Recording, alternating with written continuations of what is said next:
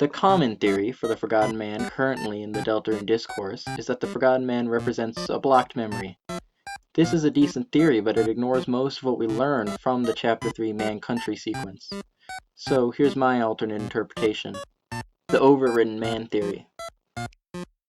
Base of my theory is that the Forgotten Man, found in each chapter of Deltarune, is a character from a game world which existed prior to, but was overwritten by Deltarune. Unused content is a large focus in Deltarune, and to a lesser extent Undertale, but the Forgotten Man is the most direct analysis in my mind so far. Most of my evidence comes from Chapter 3's encounter, which I view to be by far the most important, sheerly on how it's the only time you talk directly to the man himself. I'll try to order the evidence from most important to least important, so excuse me if the pacing gets a little wonky. First, focusing on the evidence for the prior world part of this theory, the signs around the Man Country listed as a World Heritage Site, implying that it's very significant and very old in the Deltarune world. It's visually older too, with Game Boy aesthetics and lower resolution tiles. The Forgotten Man says, "In any case, this is the last place left I have to talk."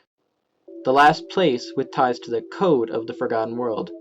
This world was overridden gradually, chapter by chapter, with Deltarune. We can glean this from the line, "Once upon a time, the whole world looked like this." Then he continues, "The earth was covered in water, dinosaurs appeared, an ice age."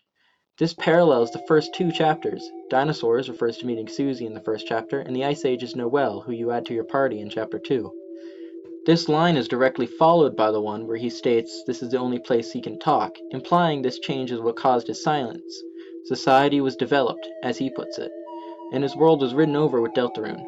As chapter 4 rolls around, the Man Country will be overridden as well. With this we see in chapter 4, where you meet him in the hospital. This time not even his tree is left in the game to see, as it's blanketed all in darkness. Now onto the Forgotten Man himself. He is the only remaining character from the Forgotten World. We can never see him because his sprite has been overridden. In chapters 1 and 2 he is hidden behind a reused tree sprite, and in 4 he isn't seen at all. Not even in his original world his sprite remains, and he hides again behind a tree. The eggs he gives you, I posit, are the only things that were carried over between worlds. For such a simple object, it would be easier to reuse some deprecated code, wouldn't it?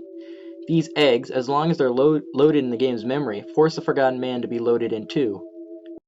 Well, it seems you are already forgetting. Please, take this to remember me. This is why in paths you don't get the eggs, he disappears immediately, refusing the egg or refusing to try to remember him, and he drops out of the game's loaded memory and disappears. One of the few things we can say for certain about the Forgotten Man is that he knows Chris very deeply, and talks to them like they've known each other forever. In a way we can say they have known Chris forever, as he would have witnessed their development during Deltarune's cycle. Chapter 4, while I admit evidence is weaker for, still has supporting pieces for the theory. In Chapter 4, the Forgotten Man, who, along with the rest of the room, is completely eclipsed in darkness, points Chris to an easel where they attempt to draw the Forgotten Man. Yet, as they try, they keep forgetting and just end up drawing smears that overlap and go over each other, like the man being originally clear to see, but covered and ridden over with new data until there's nothing left of him.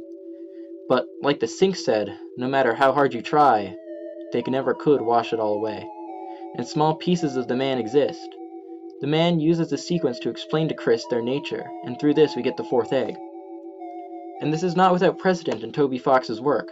A lot of this is touched on through the Goner characters, who are characters you cannot find on most runs of Undertale, and function as explorations for the theme of unused or deleted characters.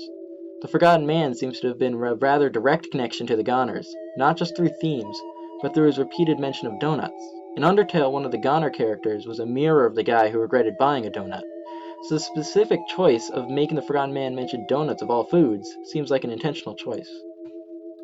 The book bird is tied to themes of forgetting, as through all the current chapters, their speech and memory degrades to the point where they get stuck in loops of trying to remember. This book bird is also a Goner in Undertale, whose only parallel lies in this Deltarune incarnation. I'd be remiss not to finally mention Redacted, a character who seems to have a lot of circumstantial connections to the Forgotten Man. In a non-meta sense, Redacted was a character who was deleted from Undertale. Almost certainly Grandpa Semi, who had concept material and was even mentioned in some strings from the demo, but had most of their content erased or dummied out. Their sprite is originally covered over with a white smear masking their original sprite. And in the code for their stable encounter, they disappear after you talk to them.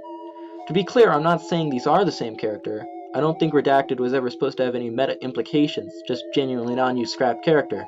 What I am saying is I think Redacted served as the inspiration to add the Forgotten Man into Deltarune. I thought it was worth mentioning. So let me know what you think on this. I've been CFMCA, and if I think of anything additional to this, I'll leave it in the comments. Bye bye!